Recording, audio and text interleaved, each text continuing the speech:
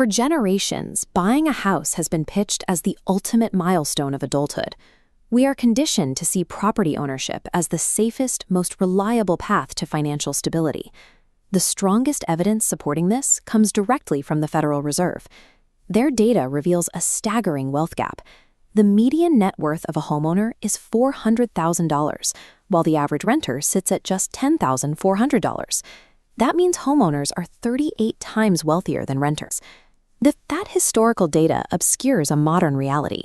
In today's economy, the average monthly mortgage payment is 38% higher than the average rent for a comparable home. Because of skyrocketing carrying costs, recent surveys show that 74% of people who bought a home in the last 2 years feel deep financial regret. They feel trapped by the hidden, recurring financial burdens that came with the deed. The math changes entirely if a family takes that 20% down payment, rents a comparable home, and funnels their monthly savings directly into the stock market. The modern housing decision is a head-to-head mathematical contest between two distinct wealth-building strategies. Let's follow the home buyer's path first. They put down their 20% and take on a standard 30-year mortgage, assuming every monthly payment is a deposit into their own personal equity account. But a mortgage payment is primarily a collection of fees, not equity accumulation. The 9% rule is the yearly hurdle rate of unrecoverable costs to break even. It breaks down into 5% interest, 2% taxes, 1% insurance, and 1.5% maintenance. In the first 5 years, 85% of your payment goes to sunk costs.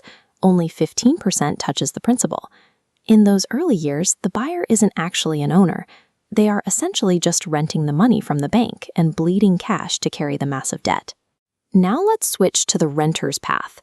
By keeping their down payment liquid and completely avoiding property taxes and maintenance bills, they can deploy that capital directly into the S&P 500, a stock market index tracking the performance of 500 of the largest U.S. companies. This Texas Real Estate Center chart tracks the internal rate of return, the percentage rate earned on each dollar, for renting versus buying over 16 years. Because of compound interest, the renter's returns frequently beat the homeowners, provided they strictly invest their monthly savings. The homeowner, however, holds a macroeconomic counteradvantage. Real estate acts as an inflation hedge, locking in a fixed monthly payment while renters face annual 3 to 5% increases. Furthermore, the U.S. government heavily subsidizes homeownership through unique tax shields. Homeowners are allowed to deduct both their mortgage interest payments and their property taxes directly from their annual taxable income. The most substantial advantage arrives at the sale.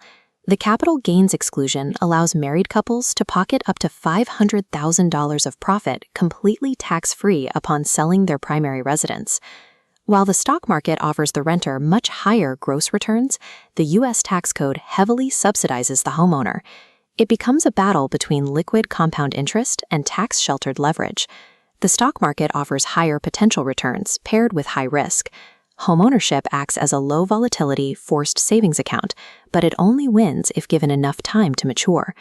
To evaluate your local real estate market, you need to calculate the price-to-rent ratio. Divide the median home price by the median annual rent. A ratio below 15 indicates favorable cash flow and signals a strong buy. Conversely, a ratio above 20 means property values are inflated, making renting vastly superior for your monthly cash flow. You also need to apply the 5-year break-even rule.